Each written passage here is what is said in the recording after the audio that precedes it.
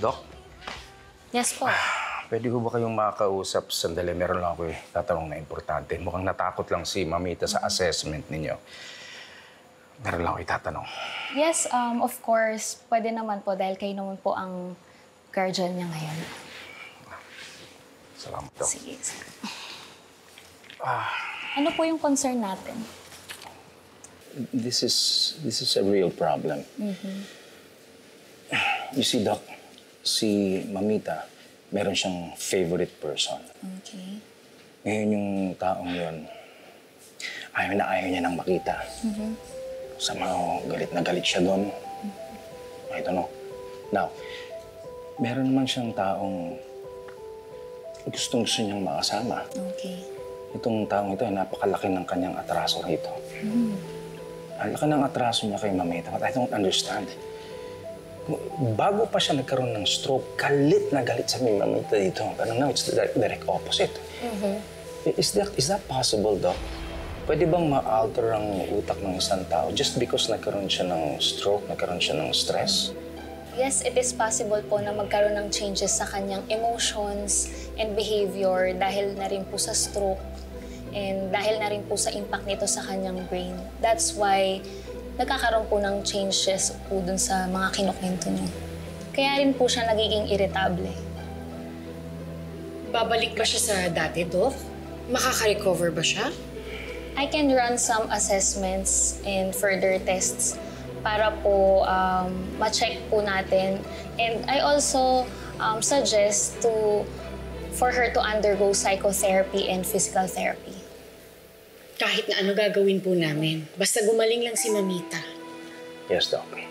So I'll give you a list ng mga dapat niyang kainin to improve her condition.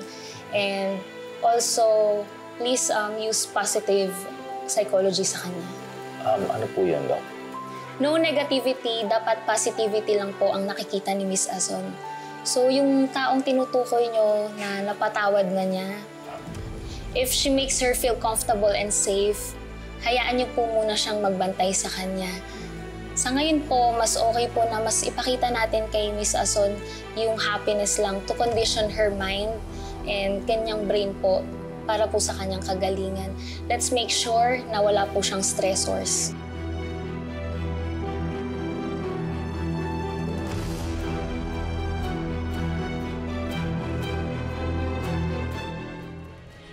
Nagbago lang yung panlabas ng ano, pero yung panloob talagang ganun pa rin eh, no? Asarin mo pa para lumabas yung dragon, para lumabas yung true colors niya.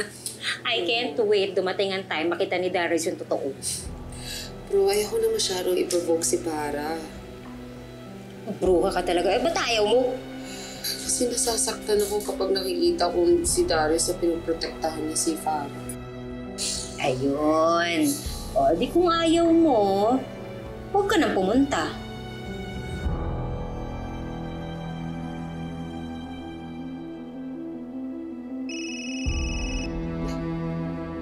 Si Aling Biring. Hello, Aling Biring? Ano nangyari kay Mamita? Okay lang ba siya? Paano ba siya? Sigurado po kayo?